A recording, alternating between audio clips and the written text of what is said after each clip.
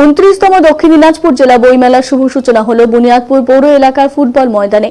সোমবার বইমেলার শুভ উদ্বোধন করেন পশ্চিমবঙ্গ সরকারের গণশিক্ষা প্রসার এবং গ্রন্থাগার মন্ত্রী সিদ্দিকুল্লাহ চৌধুরী। প্রধান অতিথি হিসেবে উপস্থিত ছিলেন রাজ্যের ক্রেতা সুরক্ষা দপ্তরের মন্ত্রী বিপ্লব মিত্র। এদিন বংশিয়ারি ব্লকের বিভিন্ন স্কুলে ছাত্রছাত্রী থেকে শুরু করে শিক্ষানুরাগী এবং সাধারণ জনগণ এক বর্ণাঢ্য র্যালির মাধ্যমে জেলা বইমেলার বার্তা সকলের কাছে পৌঁছে দেন। এদিন বিকেলে মহাসড়ম্বরে এবং আদিবাসী নৃত্যের মধ্যে দিয়ে এই বইমেলার শুভ উদ্বোধন হয়। জানা গেছে 6 জানুয়ারি থেকে 12 জানুয়ারি অবধি এই বইমেলা চলবে দক্ষিণ দিনাজপুর জেলার বুনিয়াদপুর শহরের ফুটবল ময়দানে।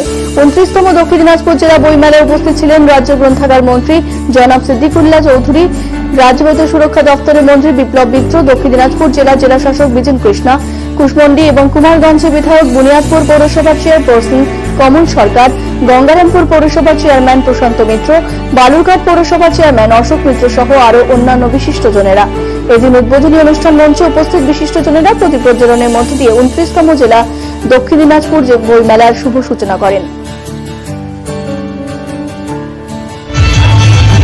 হওয়া উচিত ছিল, আগেও হয়নি, কয়েক বছর পরে হয়েছে, কিন্তু যাই হোক 19 বছর আর 22 বছর পরে যে কোনো একটা বছর পরেই হয়েছে।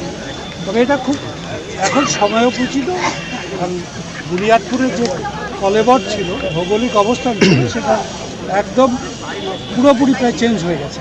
সুতরাং নতুন বুনিয়াদপুরে বইমেলা এটা নিঃসন্দেহে আমার মনে হয় উপযোগী এখানকার মানুষের পক্ষে বইমেলাটা, এবং এর দ্বারা উপকৃত হবে মানুষ খুব, সেই জন্যই করা। ইন্টারনেটের ভিড়ে রাজ্যের মন্ত্রীর কি দাবি থাকবে? কারণ আপনি এলাকার বিধায়ক রয়েছেন, আপনার এলাকাতে মানুষ যা দাবি করবে আমরা সেটা বইমেলাতে আসার জন্য, যে আমি তো বলবো যে বইমেলাতে সবাই আসুক। একটা কারসাজি বলতে পারো, চাল বলতে পারো, মোবাইল কোম্পানির প্রযুক্তি তারা নেশার মতন এই যন্ত্রকে ঢুকিয়ে দিয়েছে।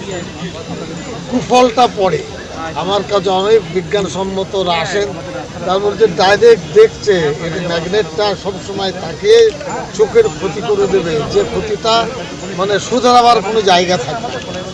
ব্যবহার হোক, কিন্তু মোবাইল ছাড়া চলবে না। লেখাপড়া তো মোবাইল শেখায় না। ভারতের বিচারপতি মোবাইল শিখে চিফ জাস্টিস হয়েছে।